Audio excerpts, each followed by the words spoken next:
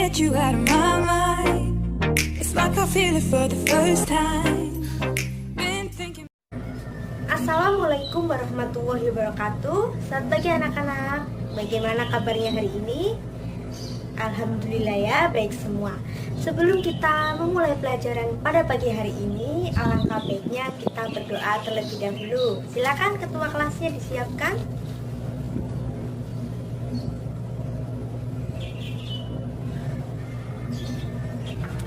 Ibu presensi dulu ya. Alfian, Budiman, Zakira, Salva, Naban. Ya, berarti hari ini nihil ya, masuk semua. Pada pagi hari ini kita akan belajar mengenai unsur pembangun puisi. Jadi anak-anak, unsur pembangun puisi itu tidak hanya terdapat pada cerpen maupun novel, tetapi juga terdapat dalam puisi. Sebelum kita masuk ke unsur pembangun puisi, Ibu mau mengulas sedikit tentang materi kemarin. Nah, pada pertemuan sebelumnya kita sudah belajar tentang puisi. Di sini masih pada ingat puisi itu apa? Coba jelaskan, yang masih ingat. Tepat sekali Mbak Zakira. Jadi puisi itu merupakan karya sastra yang berwujud tulisan, yang di dalamnya terkandung irama, rimah, dan lirik dalam setiap baitnya. Jadi puisi itu terbagi menjadi dua. Yang pertama ada puisi lama dan ada puisi baru. Puisi lama memiliki ciri-ciri. Yang pertama, terdiri dari 2 sampai 4 baris. Kemudian ada sampiran dan ada isi, dan terikat oleh rima dan juga terikat oleh jumlah suku kata. Kalau puisi baru, ciri-cirinya baitnya bebas, kemudian padat isi dan padat makna, mengandung kata yang bersifat konotasi, dinamis, dan mengandung gaya bahasa. Puisi baru itu tidak terikat oleh rima, jadi bisa menggunakan, bisa tidak menggunakan. Seperti itu ya, sampai sini dapat dipahami. Nah, kemarin kita juga sudah belajar mengenai suasana dalam puisi. Masih pada ingat suasana dalam puisi itu apa? Ya, tepat sekali. Jadi suasana dalam puisi itu merupakan perasaan sang penulis yang dituliskan atau yang diekspresikan melalui puisi. Jadi seperti itu ya. Unsur pembangun puisi itu dibedakan menjadi 2. Yang pertama ada unsur intrinsik dan ada unsur ekstrinsik. Unsur intrinsik adalah unsur yang ada di dalam puisi, sedangkan unsur ekstrinsik adalah unsur pembangun puisi yang ada di luar naskah atau di luar puisi. Nah, sekarang Ibu akan membahas unsur intrinsik terlebih dahulu ya. Jadi unsur intrinsik itu dibedakan menjadi 3. Yang pertama ada diksi, kemudian ada citraan atau imaji, dan ada rima. Sekarang kita bahas diksi terlebih dahulu. Diksi itu apa? Diksi itu merupakan pemilihan kata. Nah, diksi itu juga dibagi menjadi 3 bagian. Yang pertama ada kata denotasi, kemudian ada kata konotasi, dan ada majas. Kata denotasi itu merupakan kata yang bermakna sebenarnya atau makna asli. Nah, kalau kata konotasi merupakan kata yang bermakna kiasan atau bukan makna yang sebenarnya. Kalau majas merupakan gaya bahasa. Nah, majas itu juga dibagi menjadi beberapa macam. Yang pertama ada majas perbandingan, terus majas apa lagi? Penegasan, terus majas sindiran. Selanjutnya imaji atau citraan. Coba dibaca, citraan atau imaji itu apa? Ya, tepat sekali. Citraan atau imaji itu merupakan unsur yang melibatkan panca indera manusia, seperti imaji penglihatan, imaji gerak, imaji suara, imaji peraba, dan lain sebagainya. Imaji itu bertujuan agar pembaca atau pendengar dapat berimajinasi atau merasakan apa yang penyair rasakan. Citraan memiliki beberapa jenis. Yang pertama ada citraan penglihatan. Nah, citraan penglihatan itu dapat dirasakan oleh mata kita. Jadi, citraan penglihatan itu mampu memberikan rangsangan kepada indera penglihatan kita, sehingga hal-hal yang tidak terlihat menjadi seolah-olah terlihat. Contohnya, di luar terlihat terang, kemudian di dalam terlihat gelap. Itu contoh dari citraan penglihatan. Selanjutnya citraan pendengaran. Citraan pendengaran itu dapat dirasakan oleh indera pendengar kita, oleh telinga kita. Jadi seolah-olah kita dapat mendengar tulisan yang ada di dalam puisi tersebut. Selanjutnya yaitu citraan perabaan. Jadi citraan perabaan itu adalah citraan yang dapat dirasakan oleh indera peraba kita. Nah, selanjutnya adalah citraan penciuman. Jadi citraan penciuman itu dapat dirasakan oleh indera pencium kita. Jadi seolah-olah kita dapat mencium bau. Contohnya wangi, harum, busuk, dan lain sebagainya. Selanjutnya ada citraan pengecapan. Citraan pengecapan itu dapat dirasakan oleh indera pengecap kita, oleh lidah kita, sehingga kita dapat seolah-olah kita dapat merasakan sesuatu seperti asin, manis, pahit. Itu merupakan contoh dari citraan pengecapan. Kemudian ada citraan gerak. Citraan gerak itu seolah-olah kita dapat merasakan atau melihat suatu gerak. Contohnya berjalan, berlari, berenang, mengusap, dan lain sebagainya. Selanjutnya unsur intrinsik yang ketiga adalah rima. Rima yaitu pengulangan bunyi atau persamaan bunyi, baik itu di awal, di akhir, maupun di tengah. Nah, sampai di sini dapat dipahami atau Ibu menjelaskannya terlalu cepat? Tidak ya?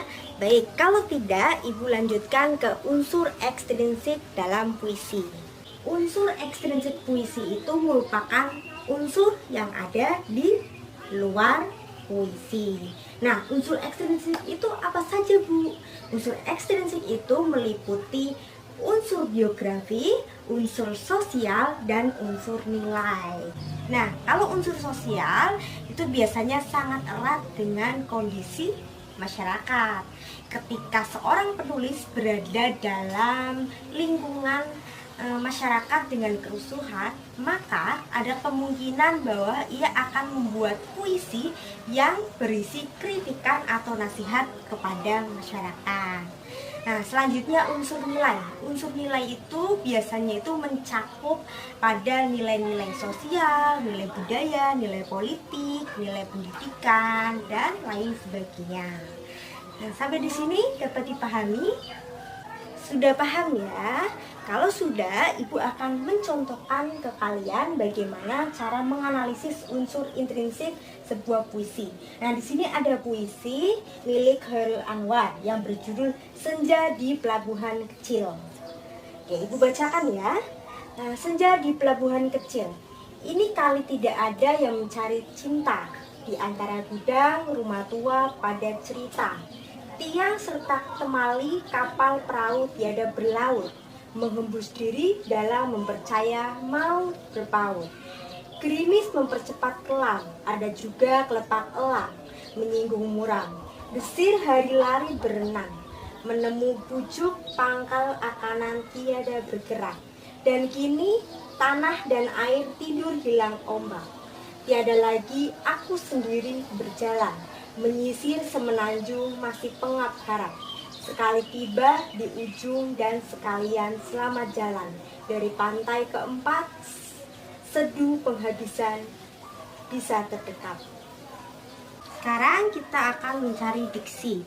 Di sini ada majas. Yang pertama ada gudang rumah tua, merupakan majas metafora. Kemudian ada kata menghembus diri dalam mempercaya mau berpaut, merupakan majas hiperbola karena melebih-lebihkan. Kemudian ada gerimis mempercepat kelam, merupakan majas personifikasi. Ini dan kini tanah dan air tidur hilang ombak, merupakan majas hiperbola. Selanjutnya yaitu citraan atau imaji. Di sini kita akan mencari citraan atau imaji. Gudang rumah tua, temali, kapal, perahu. Ini merupakan citraan penglihatan. Jadi seolah-olah kita dapat melihat gudang rumah tua, temali, kapal, serta perahu. Kemudian ada kata berenang, bergerak, berjalan, merupakan citraan gerak. Nah, selanjutnya kita akan mencari rima. Di sini ada 3 bait puisi ya. Di bait pertama ada kata tata ut ut. Jadi rimanya adalah AA BB. Kemudian di bait kedua ada GG KK. Jadi rimanya adalah AA BB. Di bait ketiga ada kata an up. Jadi rimanya adalah AB. Nah, sekarang materinya sudah selesai ya. Ada yang ingin ditanyakan? Kalau tidak ada yang ingin ditanyakan, Ibu akan mengajak kalian bermain games. Sudah siap? Nah, di sini Ibu punya games. Ini ada permainan ular tangga. Nah, aturan mainnya sama dengan aturan ular tangga pada umumnya. Tapi bedanya, kalau kalian berhenti di kotak yang berwarna-warni ini, kalian akan mendapatkan pertanyaan. Nah, jika pertanyaannya benar, kalian akan mendapatkan 1 poin. Tetapi, kalau kalian berhenti di kotak yang berwarna putih ini, kalian akan mendapatkan hukuman dan tidak mendapatkan poin. Nah, sekarang sebelum kita mulai, Ibu minta kalian dibagi menjadi 2 tim ya. Sini ada tim hijau dan ada tim merah. Silakan dibagi kelompoknya.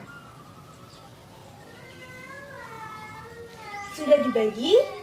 Sudah ya. Kalau sudah, kita mulai permainannya.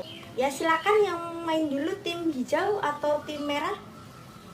Tim merah dulu. Ya, tim merah silakan ya. 1, 2, 3. Naik ya tim merah. Mendapatkan pertanyaan. Hembusan angin menusuk tulangku merupakan majas. Ayo tim merah. Apa? Majas apa? Personifikasi. Ya, tepuk tangan untuk tim merah, mendapatkan 1 poin. Sekarang tim hijau. Silakan tim hijau.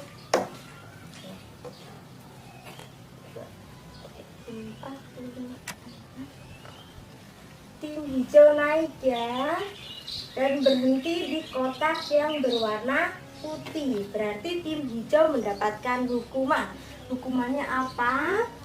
Hukumannya menyanyikan lagu Halo Halo Bandung. Silakan tim hijau. Ya, tepuk tangan untuk tim hijau, tapi tidak mendapatkan poin ya, karena mendapatkan hukuman. Selanjutnya tim merah silakan. 1, 2, 3, 4, 5, 6. Mendapatkan pertanyaan.